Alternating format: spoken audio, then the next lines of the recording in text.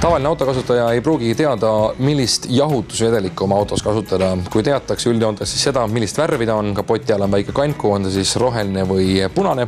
Aga tegelikult on see, et neid värve on veel ja peab teadma täpselt, millisele automargile milline käib.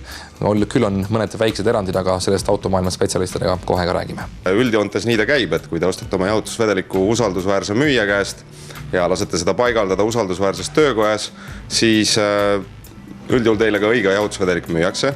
Nad on eristatavad tavaliselt värvide põhjal ja loomulikult alati tuleb lugeda pakendite pealt spetsifikatsioone, et kas see jahutusvedelik sobib teie konkreetsele sõidukile, sellele mudelile. No, mina sõidan natukene uuema autoga ja ausalt öeldes ma pole juba ammu jahutusvedeliku kankusse vaadanud. Mulle tundub, et ma vist nüüd juba peaksin tegema, kui ma olen sõitnud autoga aasta ja rohkem. Kui on sõidukis roheline, ehk siis G11 on paljudel tootjatel tähis jahutusvedelik, siis sellisel juhul ütleme iga 2 aasta tagant peaks tegelikult seda sõiduki jahutusvedeliku vahetama. Näiteks tihti on see kasutusel BMW-des, Mercedes-Benzi sõidukites ja siis ka ütleme rasketehnikas kasutatakse seda, et seda peaks vahetama tõesti iga 2 aasta tagant, aga tõenäoliselt siis hoolduse käigus, et 2 aasta jooksul ma loodan, et sul ikka on plaanis hooldusesse minna selle autoga. Mis vahe neil ikkagi on siis? Meil on siin praegu 1, 2, 3, 4, 5 erinevat jahutusvedelikku, mis on kõik kasutusvalmis ja Kalle kohe paaki. Vahe on selles, et nad sobivad erinevatele sõidukitele ja erinevatel siis aastatel valmistatud sõidukitele. Vanematel üldjuhul ja nõukogude sõidukitel on kasutusel siis kas tasool või roheline, ehk siis standard jahutusvedelik.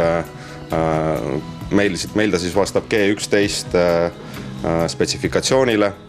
Uuemad sõidukid seal aastast 2007 edasi on kas siis punane, kollane või lilla jahutusvedelik, siis ütleme värvide järgi võttes, et samas neil kõigil on oma spetsifikatsioon.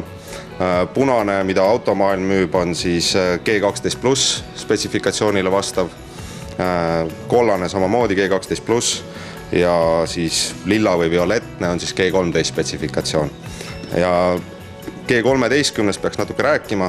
Tegemist on siis Volkswagen Audi grupi sõidukite uuema spetsifikatsiooniga, ehk nendes sõidukites tohib kasutada üldjuhul, soovitatakse G13 spetsifikatsiooni jahutusvedelikku. Sul on paremal küljel väike tabelike, mis peaks ka enam-vähem asja välja tooma, mida kasutama peab. Kas see on nüüd kõikides automaailmades olemas või ainult siin? See on kõikides automaailmades, et mis sõidukile, mis aastal toodetud, millist jahutusvedelikku kasutada.